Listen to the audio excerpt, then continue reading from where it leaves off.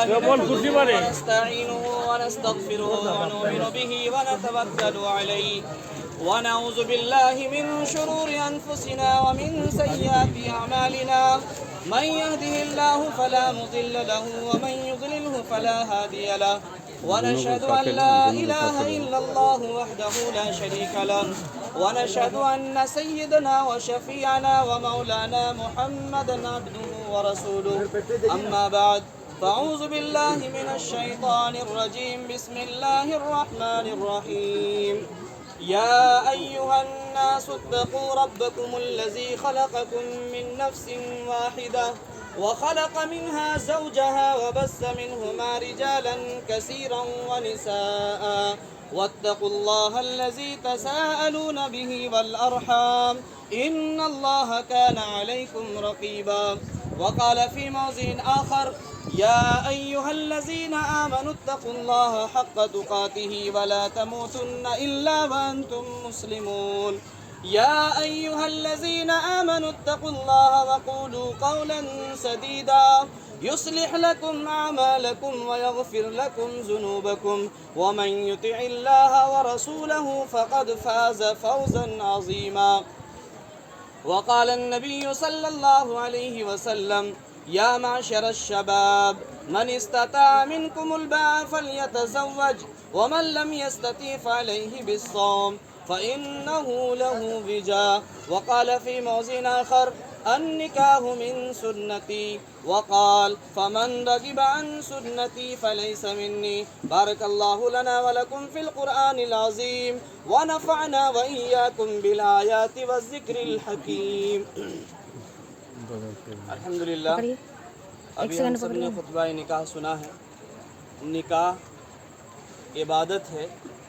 نکاح کرنا سنت ہے۔ نکاح تب جا کر عبادت بنے گا جب اسے سنت کے مطابق کیا جائے، جب شریعت کے مطابق کیا جائے۔ اگر اس میں رسم و رواج آ جائے، اگر اس کے اندر لین دین کا معاملہ آ جائے، اگر اس کے اندر بوجھ کو داخل کر دیا جائے، اگر اس کو ایسی مصیبت بنا دیا جائے کہ جو شریعت کے خلاف ہے، تو پھر وہ نکاح عبادت نہیں بن سکتا۔ عبادت نکاح تب ہے جب وہ سنت کے مطابق کیا جائے۔ حضور پاک صلی اللہ علیہ وسلم نے اپنی نکاح کے اندر کئی بیویوں کو شامل فرمایا۔ تقریباً 10 بیویاں تھیں حضرت عائشہ کے علاوہ۔ ان کے اندر اکثر و بیشتر بیوہ تھی۔ جس بیوہ کے سر پر کوئی سہارا بننے والا نہیں تھا، بیوہ کو سماج سے باہر کر دیا جاتا تھا، کھانے پینے کے لیے اسے کوئی پوچھا نہیں کرتے تھے، ایسے وقت میں آپ نے بیواؤں سے شادی کر کے ان کے سر کے اوپر عزت کا ہاتھ رکھا، ان کے کپڑے، ان کے کھانے پینے اور ان کے رہنے سہنے کا انتظام کیا۔ یہ شادیاں آپ صلی اللہ علیہ وسلم نے بیواؤں کو عزت دینے کے لیے کیا تھا، اور بیواؤں کے سر پر ہاتھ رکھنے کا اجر و ثواب اتنا بڑا ہے۔ اللہ کے نبی صلی اللہ علیہ وسلم نے فرمایا جس نے بیوہ کے سر پر عزت کا ہاتھ رکھا، یتیم کے سر پر عزت کا ہاتھ رکھا، وہ کل قیامت کے دن جب اللہ کے سامنے کھڑے ہوں گے تو وہ نبی پاک صلی اللہ علیہ وسلم کے بالکل قریب میں کھڑے ہوں گے، کیونکہ بیوہ اور یتیم کا سہارا بننے والا انسان وہ ہوتا ہے جس کے دل کے اندر نرمی ہوتی ہے، محبت ہوتی ہے، اخلاق ہوتا ہے۔ تو ایسے زمانے میں جب کہ ان کا کوئی سہارا بننے والا نہیں تھا، ان کو سماج سے کاٹا جا رہا تھا، آپ صلی اللہ علیہ وسلم نے ان سے شادی کر کے امت محمدیہ کے ماں اسے بنا دیا، کیونکہ نبی کی جو بیوی ہوتی ہے وہ امت کی ماں ہوتی ہے، اور ماں کے قدموں کے نیچے جنت ہے۔ ذرا اندازہ لگائیے، زمین پر سے اٹھا کر ایک بیوہ خاتون کو آپ صلی اللہ علیہ وسلم نے عزت کا وہ مقام عطا فرمایا کہ پوری امت کا ماں اسے بنا دیا۔ یہ بہت بڑی عزت کی بات ہے۔ اور دوسری بات یہ ہے کہ آپ صلی اللہ علیہ وسلم نے جو کثرت ازواج مطہرات سے شادی کی تھی، اس کا مقصد تھا کس طرح سے اسلام دور تک پھیلے، مسلمان ہر گھر میں آ جائے، اور آدمی کس طرح سے جہنم کی آگ سے بچ کر جنت میں جانے والا بن جائے۔ چونکہ مختلف قبیلہ سے جب شادی ہوگی تو وہ قبیلہ والے کم سے کم نرمی سے ضرور ہمیں دیکھے گا، وہ لوگ ہمیں گالی نہیں دیں گے، وہ ہمارے اوپر پتھراؤ نہیں کریں گے، وہ ہمیں برا بھلا نہیں کہیں گے۔ تو اس طرح سے 9 قبیلے سے آپ صلی اللہ علیہ وسلم نے شادی کیا تھا تاکہ وہاں ہم جائیں دین پھیلانے کے لیے تو آسانی سے ہم دین پھیلا سکیں۔ تو اس دین کی اشاعت کرنے کے لیے، اس دین کو ہم تک پہنچانے کے لیے آپ صلی اللہ علیہ وسلم نے 11 شادیاں کی تھیں۔ مقصد کیا تھا؟ دین پھیلانا۔ اور آج ہم لوگ دین کو اس طرح سے ذبح کر رہے ہیں، اس قدر مجروح کر رہے ہیں کہ یقین مانیے جس دین کے لیے ہمارے نبی، صحابہ کرام سب کچھ قربان کر کے ہم تک دین پہنچایا ہے، آج ہم لوگ اس دین کو ذبح کرنے کے لیے تیار ہیں، اس دین کو لاوارث چھوڑنے کے لیے تیار ہیں۔ آج مسجدیں خالی ہے لیکن ہمارے چوک چوراہے ہمیشہ پر رہتا ہے۔ مسجدیں خالی رہتی ہے لیکن چائے کی دکان کبھی خالی نظر نہیں آئے گی آپ کو۔ یہ تنزلی ہے اور مسلمانوں کی سب سے بڑی ذلت کا سبب ہے۔ اور یاد رکھیے صحابہ کرام نے اپنا سارا مال امت پر خرچ کیا تھا،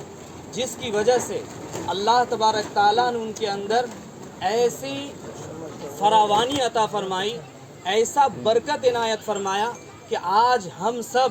یہاں سے جا کر ان کی نوکری کرتے ہیں، ان کے یہاں کام کرتے ہیں، اور ان کو اللہ تعالیٰ نے مال کا ایسا بچھار کر دیا ہے کہ ان سے آج مال لینے والا کوئی تیار نہیں ہے۔ سعودیہ کو دیکھیے، مکہ کو دیکھیے، مدینہ کو دیکھیے، وہاں مال اس طرح سے بچھا گیا ہے، ہر گھر میں مالداری ہے، بڑے بڑے شیخ ہیں، کیونکہ انہوں نے امت پر خرچ کیا تھا تو اللہ نے ان کے نسل کو ایسا آباد کر دیا کہ وہ زندگی بھر کبھی بھیک نہیں مانگ سکتا ہے۔ تو جو امت کے لیے خدمت کرتا ہے، جو امت کو اٹھاتا ہے، جو امت کے لیے کام کرتا ہے، اللہ تعالیٰ ہمیشہ ان کے نسل کو ہمیشہ آبادی عطا فرماتے ہیں اور اس میں خوشحالی عطا فرماتے ہیں۔ اس لیے ہم سب کی یہ ذمہ داری بنتی ہے کہ آج امت کی شہزادیاں، آج اسلام کی بیٹیاں اس قدر مجبور ہو گئی ہے کہ ہائی کورٹ اور سپریم کورٹ تک پہنچتی ہے، 2 مہینہ 3 مہینہ شادی کر کے ہوتا ہے اور اس کے بعد اس کو طلاق دے دیا جاتا ہے، یا اس کو کہیں ایسی جگہ چھوڑ دیا جاتا ہے کہ ان کا کوئی دیکھنے والا نہیں ہے۔ جب ان سے کہا جاتا ہے ایسا کیوں کرتے ہو تو وہ کہتا ہے ہمیں اسلام نے 4 شادی کرنے کا اجازت دیا ہے، 3 شادی کرنے کا اجازت دیا، ہماری مرضی ہے ہم جو چاہیں کریں۔ کیا اسلام نے یہ نہیں کہا کہ اگر آپ کو ایک بیوی نبھانے کی ذمہ داری ہے، ایک بیوی کو نبھا سکتے ہو، ان کی ذمہ داری کو ادا کر سکتے ہو، 2 بیوی کرتے ہو تو تم اس کے ساتھ ظلم کر رہے ہو۔ اللہ کے نبی صلی اللہ علیہ وسلم نے فرمایا کہ جس نے 2 بیویاں کی اور اس میں انہوں نے انصاف نہیں کیا تو کل قیامت کے دن اللہ کے سامنے کھڑا ہوگا تو ان کا ایک کندھا جھکا ہوا ہوگا، کیونکہ 2 بیوی کے ساتھ انہوں نے انصاف نہیں کیا ہے۔ 2 بیوی کر لینا آسان ہے لیکن نبھانا بہت مشکل ہے۔ آج ہماری مسلمان بیٹیاں ہائی کورٹ سپریم کورٹ میں جا کر یہ سوال اٹھا رہی ہے کہ مسلمان کے پاس کوئی ایسا قانون نہیں ہے کہ ایک بیٹی کی عزت کو انصاف دلا سکے، کیونکہ آج وہ لاوارث پڑی ہوئی ہے، نہ ماں باپ کچھ کر سکتے ہیں، نہ گاؤں کے کوئی سماج کچھ کر سکتے ہیں، نہ دارالقضا کچھ کر سکتا ہے، نہ عدالت میں انہیں انصاف مل سکتا ہے۔ ہم تو چیئرمین صاحب کی تعریف کریں گے، ایک بیٹی کا معاملہ آیا تو انہوں نے کہا 5 لاکھ روپیہ جرمانہ لگے گا تم کو، تب جا کر کے بیٹی کو آپ کو چھوڑ سکتے ہیں بیٹی کو۔ اور اسی طرح کا اگر قانون بنے تو یقین مانیے کل اگر ان کی بیٹی رسوا ہو رہی ہے تو آج ہماری بیٹی رسوا ہوگی، اور پھر نہ جانے کب تک بیٹیاں ہماری رسوا ہوتی رہے گی۔ اس لیے قانون کوئی ایسا نظام بنے، سماجک طور پر اس طرح کا انتظام ہو کہ بیٹی کی عزت کے ساتھ کھلواڑ نہ ہو، ایسا شادی کر کے اسے چھوڑ دے، اس طرح کا کسی طرح کا نظام نہ ہو۔ اور اس طرح سے اگر ہوگا تو یقین مانیے اسلام رسوا ہو جائے گا۔ آج ہمارے